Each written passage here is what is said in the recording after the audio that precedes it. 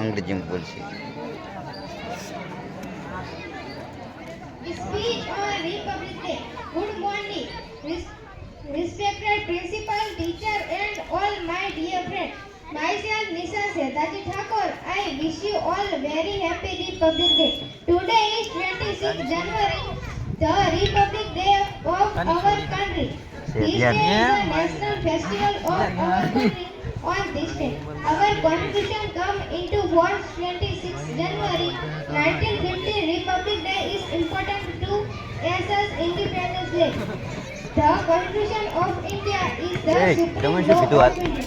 Our constitution is the largest written constitution in the whole world. Dr. Baba Saheb Ambedkar is the father of our constitution.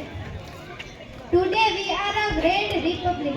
Republic means a country whose leader is a president, not a king or queen. This would not have been possible if our freedom fighters have not made numerous sacrifices for the independence of the country. I am proud that I am in my